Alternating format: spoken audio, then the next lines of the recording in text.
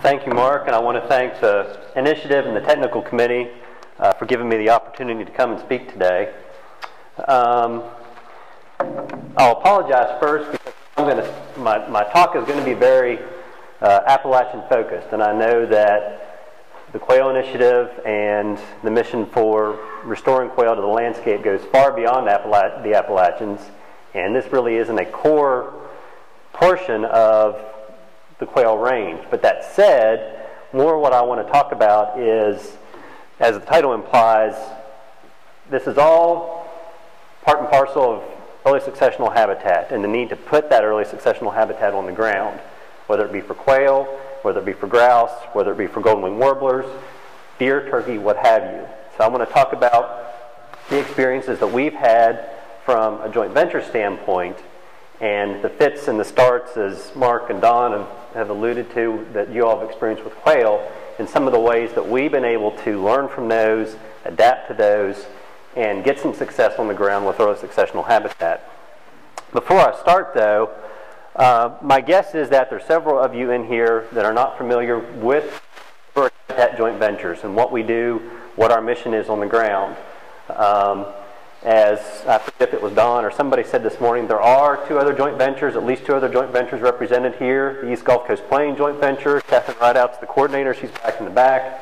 And the Central Hardwoods Joint Venture, Larry Hegman, who's their delivery coordinator, is somewhere around here in the audience. There he is. So we have three here represented total, and again, if there's any others, I apologize that I've overlooked you.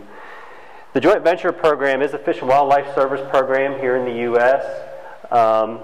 Don referenced North American Waterfowl Management Plan. That was the genesis of the joint ventures. The joint ventures were formed initially to execute the implementation pieces of the North American Waterfowl Management Plan. They have since grown into all bird joint ventures. And had that transition not happened, several of the joint ventures that you see up here, specifically the Appalachians and a few others, probably would not have come into existence because our mission really extends into all birds. We don't have a lot of waterfowl here in the Appalachians, just like we don't have a tremendous amount of quail. So once that shift took place, we started to get wall-to-wall joint ventures across the United States. And the mission of the joint ventures, well, back up, focus here specifically on the Appalachian one. Our office is in Blacksburg, actually in the Conservation Management Institute that was mentioned earlier, on the campus of Virginia Tech. And we're a relatively young joint venture. The different joint ventures were formed during different times. They just celebrated their 25-year anniversary last year. The Appalachian Mountains Joint Venture has been an official joint venture since about 2008, so we're relatively young. That said, we've had a lot of early success, and that's something that we've been very thankful for, and a lot of that has to do with the strength of our partnership, which is kind of the theme of my presentation here today. So, quickly, this is a one-minute crash course about what joint ventures are. As I said, the joint ventures are responsible for delivery of the national and the international bird conservation plans. The North American Waterfowl Management Plan, the Partners in Flight Land Bird Conservation Plan, the Waterbird Plan, the Shorebird Plan, and even the species-specific plans such as the Quail Recovery Plan, the Grouse Plan that the Rough Grouse Society and some of the other grouse NGOs have put together. We have a role, the joint ventures have a role in implementing and executing those plans, getting the work done on the ground through our joint venture partnerships. The joint ventures are self-governed. We're self-directed. We have a management board that's made up of the agencies and organizations involved in bird conservation within each of their geographic regions. Most of the joint ventures are guided by a science-based plan or plans, an implementation plan, and then usually an operational plan or operational plans that follow that guide 3-year, 5-year goals and objectives to where we do work on the ground, what our goals and objectives are, what are the deliverables, what are the measurable results that we want, who are the partners involved, etc. But science-based is the key there. We try to ground what we do in the best available science. And then finally, one of the most important things, at least that I would say for our joint venture, is getting work done on the ground, implementation on the ground, seeing results on the ground for that habitat delivery for the suite of bird species that we're responsible for. Just to give you an idea of the partners that we work with, and a lot of the other joint venture management boards would reflect kind of the same mix of characters. These are the organizations that are represented on our management board. These are the voting members on our management board. And as you can see, we've got a really nice suite of players from the NGO realm to the federal realm to the state realm. And again, that is one of our strengths. We bring in lots of the different partners, lots of the different players who individually may have very specific missions and very specific objectives, but there's a lot of overlap there with respect to the work that needs to get done on the ground. And it's actually, this is nice because our management board has grown in the past couple years. For example, NWTF, Rough Grouse Society, Office of Surface Mining are all relatively new additions. And that just again speaks to the overarching mission that the joint ventures have and the way that we can feed down into some of the more specific goals and objectives of these individual organizations. A lot of the joint ventures in some way, shape, or form focus their work on priority habitat areas and the priority species tied to those habitat areas on the ground. For us in the AMJV, these are kind of our four very broad habitat or communities that we're focused on now, and most specifically, relative to you all, early successional and these open pine communities, especially in the southern part of our joint venture in the Georgia, Alabama, North Carolina, Tennessee areas, and even here in Virginia, where we start to get into some of these pine communities. So there's definitely here in the mountains, and then obviously in the other joint ventures, there's a lot of situations where there's going to be overlap with our priorities and with what the initiative's priorities are. So I'm going to make a real quick transition out of that, and I'm going to step through kind of a case study, if you will, of some of the success that we've had on the ground. I'm going to focus on our early professional suite of species that we do a lot of work for right now, and focus a lot on golden wing warblers. For one of the reasons, that's where for us right now, to kind of make it a little bit relevant to you all, that's where some of the overlap I think exists with the work that we're doing for golden wings and the early successional habitat tied to them with what quail needs. I know that's not a perfect fit. I know that there's some elevation issues there. Golden wings are kind of restricted to the higher elevations in the southern part of the Appalachians. That said, more of the take-home message that I have is the mechanism that we've used to bring successful work on the ground with golden wings and some of the other young forest species that we're dealing with. So just to set the stage, this isn't news to anybody in this room. I'm guessing we've all seen these declines in these young forest early successional species. Golden wings especially, these are breeding bird survey data. Golden wings are almost near zero on the breeding bird survey routes.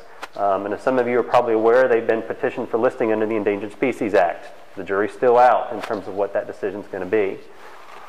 But the whole suite, prairie warblers are another one.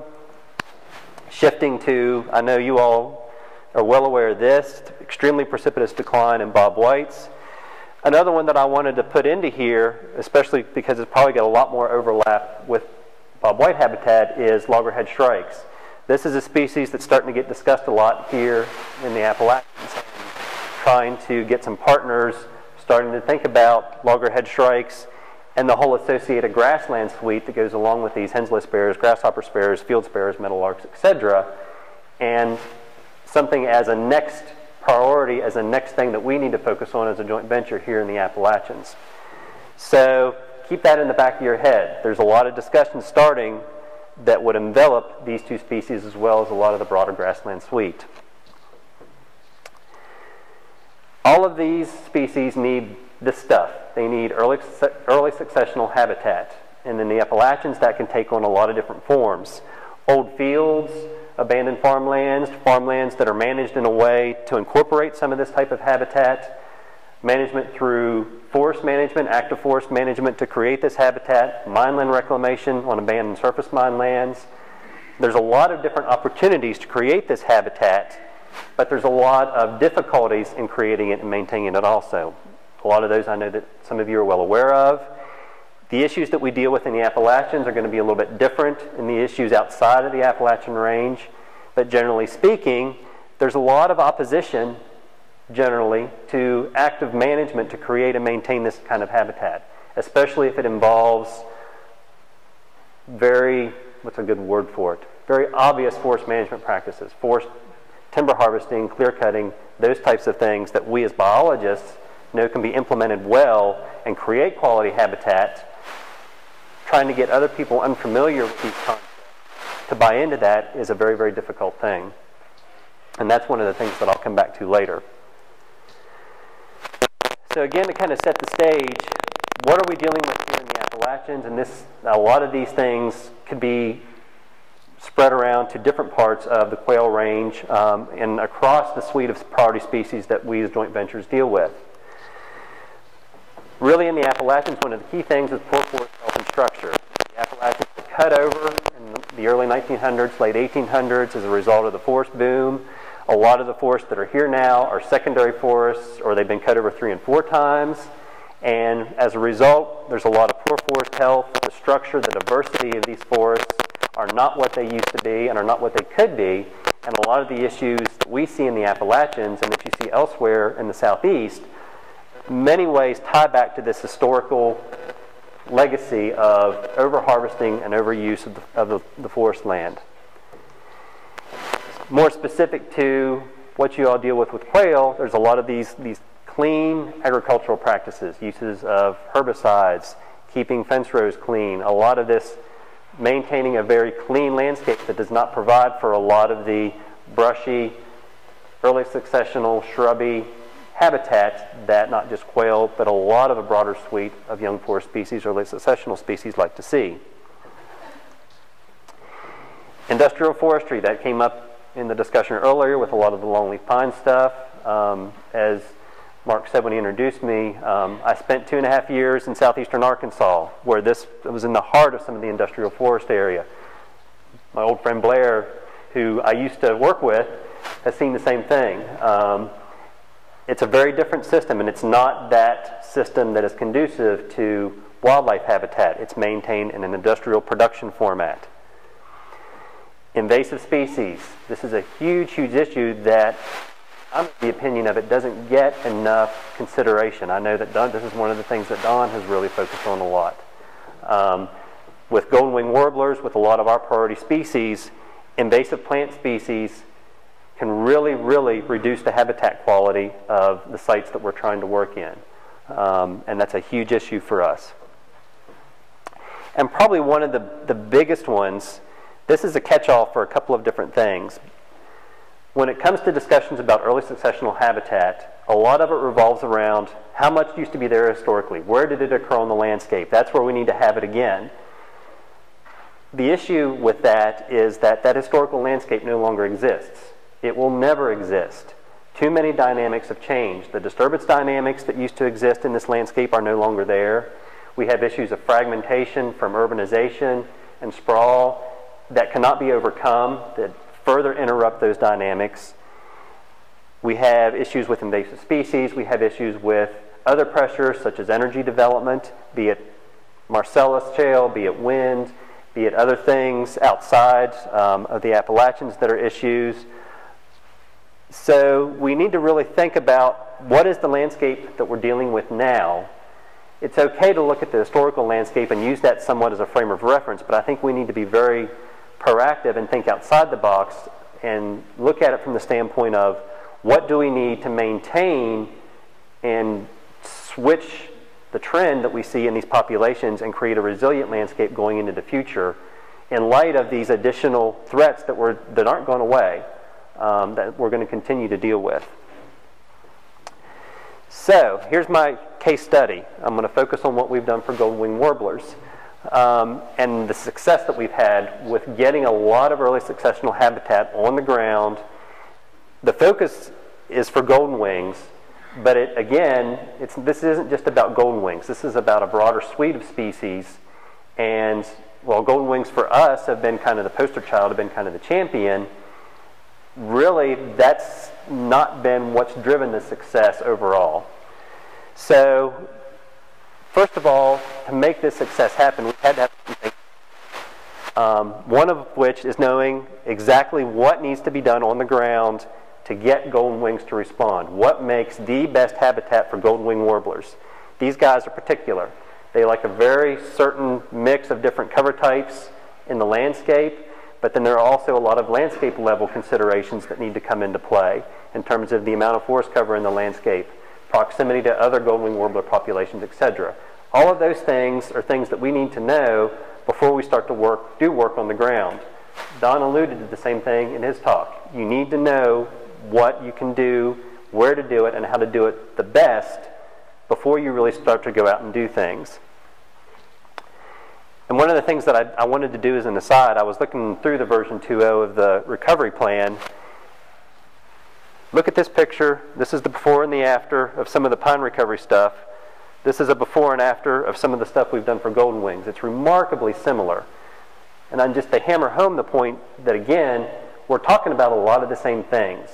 The needs that we have in terms of management and creation of this early successional cover, it goes beyond any one single species. And a lot of the needs are similar, with the exception of some specifics for certain species like golden wings. But in general, there's a tremendous amount of overlap, and that creates a lot of opportunities down the road. So anyway, from the work that we were able to do with partners through some research and through doing some work on the ground, what we wanted to do was then develop a suite of best management practices. Again, something that I know that you all are working on and doing. We wanted these best management practices not only to highlight, exactly as the title implies, what is the best management on the ground, but this is something that we wanted to take to land managers and hand it to them where they could take and actually start to do the implementation. This isn't written for the scientific community. This isn't written for somebody outside of that implementation realm. These are specifically for the land managers. They step through, this is how you do it, this is where you do it, and this is what you can do to keep it on the ground long term. We've got this for forest lands. We've got this for reclaiming mine sites. In the broader golden-winged warbler conservation plan, it talks about grazing and how to use grazing to that effect. It talks about fire, how to implement fire. All of that is geared towards getting it in the hands of the landowners and being able to use it. Next, focal areas. Again, something I know that you guys are starting to work on. Being able to be strategic in where you put stuff on the ground is very critical, and that's something that I know I don't need to emphasize to this group. But there is one important caveat to this. There is a need to be strategic. There is a need to put stuff on the ground where you know it will have the best benefits. But as I believe, I think it was Mark, I think it was you that said, you can't always, if somebody has an interest in putting habitat on the ground, you don't want to necessarily ignore that. And that's something I'll come back to here in the next presentation. But it is very important, though, with the limited resources that we have now, the limited time, the limited staff, so on and so on and so on, having focal areas delineated really demonstrates and helps us be strategic.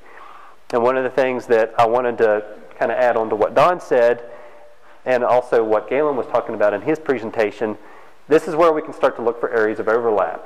Because if for different species, be it quail, golden wings, what have you, if we know where we have the greatest chances of success and we can delineate those on the ground, and we're able to start to compare and cross-reference with some other species, that starts to add more benefits over more benefits, and makes it easier then to make the case for doing that work on the ground. And I would just highlight here, again, these are taken from some of the initial work that's been done for the quail. You know, southwest Pennsylvania for some of the golden wing work. And this is probably where some of the elevation thresholds the workforce work with golden wings wouldn't matter as much. There's a greater chance of overlap there for these two species. Same here with certain portions of West Virginia, Preston County here, which is actually where I'm from, and some of these other areas where there's overlap with golden wings. Understanding the benefits to your target species. How well is what you're going to put on the ground going to benefit the species? You're going to see increased individuals, are you going to see nesting success, or are you going to see fledging success? All of those pieces has to be there in order to guarantee that success. You just can't bring in more individuals without knowing, are they putting more young into the landscape and doing that successfully? So this whole picture through the monitoring and evaluation side needs to be there. And again, working through our partners, we were able to get that. But not only that, and this is kind of the key point in this part of my presentation, is what about the benefits to other species? And this is where that broader message really comes into play. It was Galen was talking about with the gopher tortoise. When we go out to landowners and start talking about doing work for golden wings, what's a golden wing? I've never heard of a golden wing warbler. But we start talking about, you want to do some work to benefit woodcock or ruffed grouse or rabbits or turkeys. Then they can start to perk up, because a lot of these landowners, that's really what they're interested in. They're interested in game species. They're interested in a lot of other species besides just golden wings. There might be some that are interested in songbirds and in golden wing warblers, but the more that you can expand that message and the more that you know beyond a shadow of a doubt that what you're going to be able to do will benefit a whole range of species. And I could have put a lot of other ones up here, including quail, deer, other ones, and even some that you wouldn't necessarily think of. I put a cerulean warbler up here. A lot of mature forest songbird species, when they fledge, they go into early successional habitat because it's safe, because there's a lot of arthropods there that they can feed on before they start to make the trek south. So there's a much broader need for this habitat beyond just golden wing warblers, just quail, just a single species. And being able to communicate that message and recognizing, yes, while the joint venture was focused on doing a lot of this work on the ground for golden wings, knowing that it was going to benefit a broader suite of species made the actual implementation a lot easier. So what we were able to do as a joint venture partnership was start to put all of these pieces together. Once all of those individual parts were in place, that's where our network of partners really was able to ramp up and develop that initiative that has talked about earlier. And not only develop that initiative, but I think we've got some momentum now that we can maintain. We had our university partners work to develop those best management practices, contribute a lot to the broader golden wing warbler conservation plan. They were also fundamental in working with a lot of our other partners, not only in implementation, but finding a lot of those pieces of funding that are really critical to getting that work done on the ground. Through Wildlife Management Institute, I saw Pat Rubel here somewhere, as well as NIFWIF, to start to supplement and build the capacity of a lot of our partners to do a lot of this work on the ground. At the federal level, working with the Forest Service, we've worked a lot with Carroll, the G.W. Jefferson National Forest, as well as the Pishka and Nantahala National Forests, to take what we've learned and start to work with them to get some of this young forest habitat on the ground.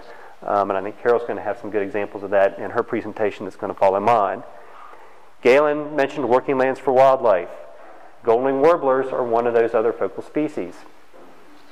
This has been a huge opportunity for us, and an opportunity that we really needed, because engaging private landowners is something as a joint venture partnership we have always struggled with.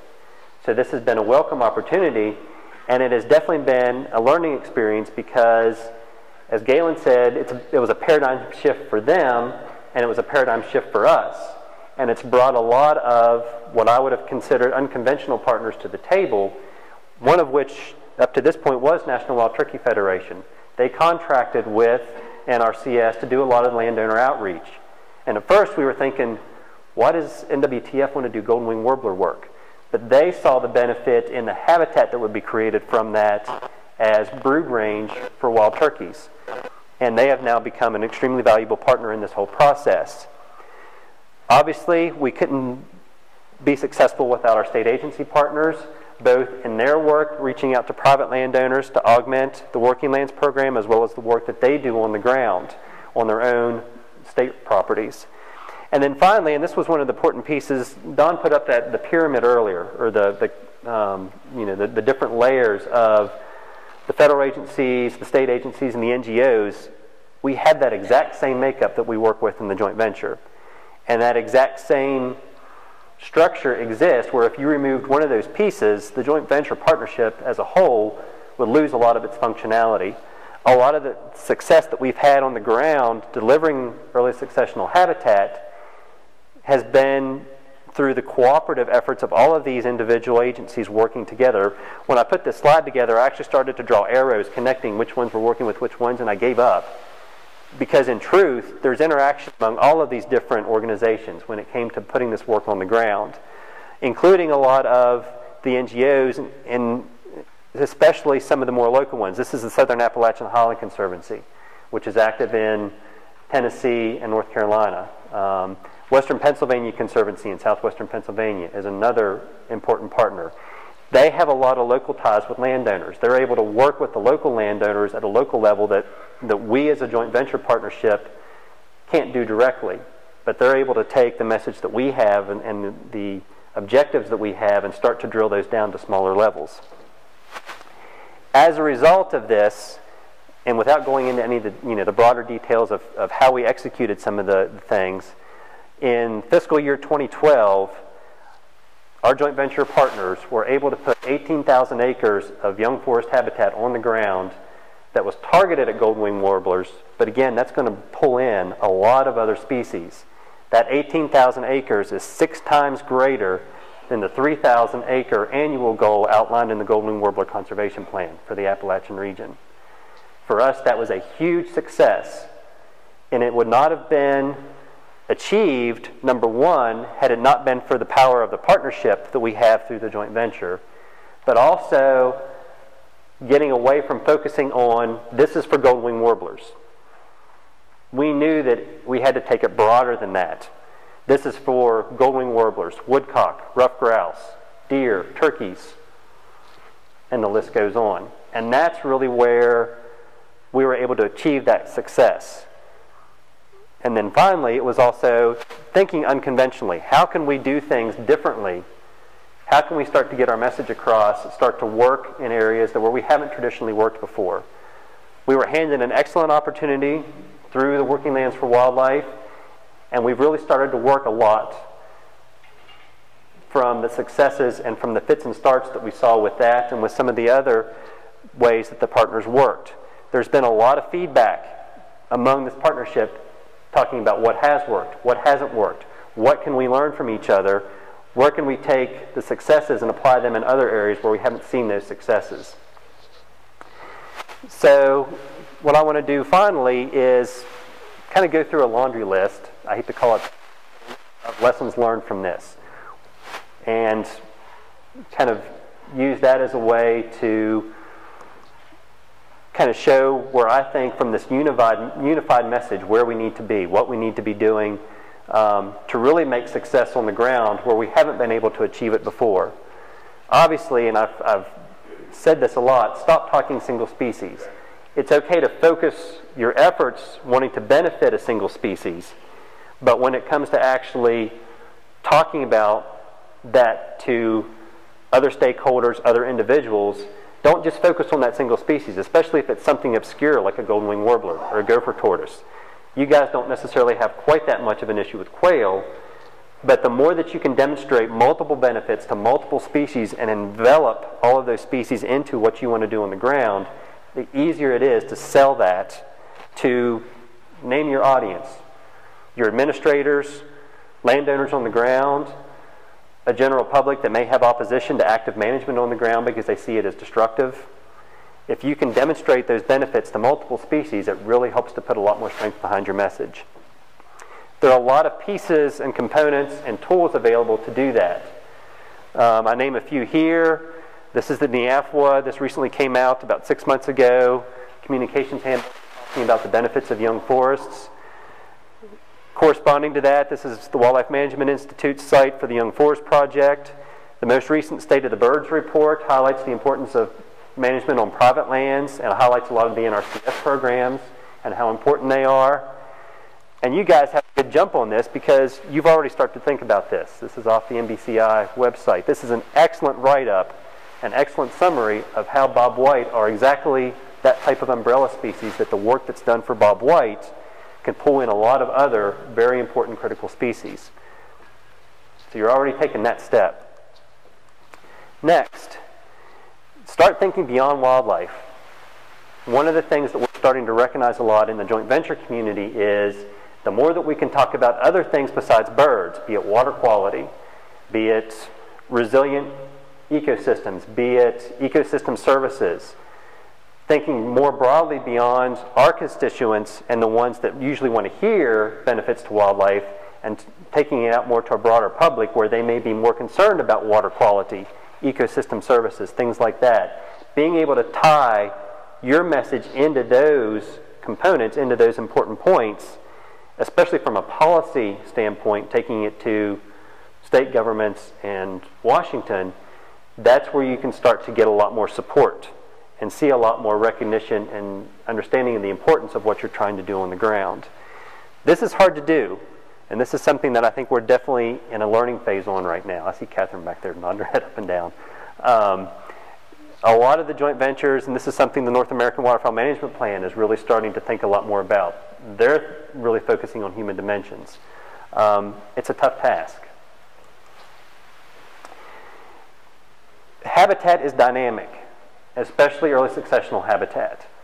And one of the things that we have talked about a lot, not just specific to golden-winged warblers, but more broadly when it comes to putting this habitat on the ground, is it's ephemeral. We need to be thinking long-term. You may be working on one project, but you need to be thinking 5 years out. Where's the next one going to go? How are we going to keep it on the ground? And recognize that early successional habitat is but one piece in the broader landscape and spectrum of habitats. And understanding how that all fits together and being able to communicate that, again, is one very critical point. And that's where working with a much broader partnership can really help out and come into play. We've all seen this diagram from our early ecology undergraduate days, but we're in the spectrum, and we need to recognize that this spectrum is very important to how we do our work, where we do it on the ground, and especially maintaining it on the ground in perpetuity. It's not just a one and done type of thing. Go native. I won't belabor this point. Native species, native plant species are critical, and I think trying to minimize or completely get away from the use of invasive species, exotic species, also in just eradicating exotic species where they exist in the landscape is something that's very critical and something that we need to be behind 100%. I mentioned this earlier. We are in a very different landscape now than we were in 50 years ago, 100 years ago, 200 years ago. That's how we need to think. Not what was here before, and not trying to get back to that, because we can never do that.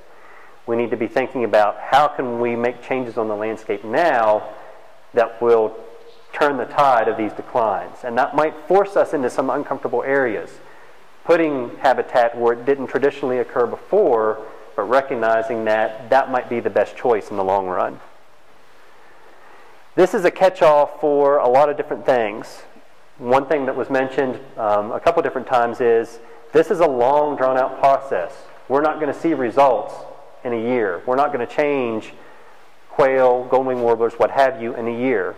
In working with landowners, creating this habitat can be destructive in the short term. If you're going to go in and harvest a stand to create early successional habitat, they need to know that what they perceive as short-term negative impacts is actually going to get translated into long-term, very beneficial impacts, and that those short-term impacts, while they may perceive them as bad, actually aren't as bad as they might think they are. This is something that I don't think we do a really good job of. We see things from our own perspective, not from the perspective of the stakeholders and some of the other constituents that we need to work with and get on board with the work that we do. Find a platform. What type of platform, what type of network, what type of system can you work through to really make this success happen? And this is where I would extend the invitation to you from the joint venture community. In my own unbiased opinion, I think the joint ventures are an excellent platform for the initiative and the technical committee to work through. I know that some of you do that already. I know that both Central Hardwoods and East Gulf Coast Plain have NBCI represented on their board. But look for opportunities where you can. Contact your joint venture coordinators, depending on where you're located. Look for other ways where you can plug into a joint venture because, again, it becomes a capacity issue. And the joint ventures have capacity that they might be able to add to augment some of the areas where the initiative may not have that capacity. We might be able to bring in other partners. We might be able to open some doors that weren't necessarily there. Be adaptive. I think that speaks for itself. Be willing to think outside the box. maybe not do what you would traditionally do. And then finally, stop preaching to the choir. I can probably say 80 to 90% of what I said in here, all of you know and all of you agree with. This isn't the crew that we need to convince to be able to get work done on the ground and be successful. We need to take this message out to a broader audience, and this is something else that we're not good at and we're still learning how to do. But it's an extremely critical step in being successful on the ground. We were able to do this a little bit with the golden wing warbler stuff, but we're still learning how to do it. So with that, I couldn't find a good picture of a quail sitting on a nest, so I chose a golden wing warbler sitting on a nest. So thank you very much.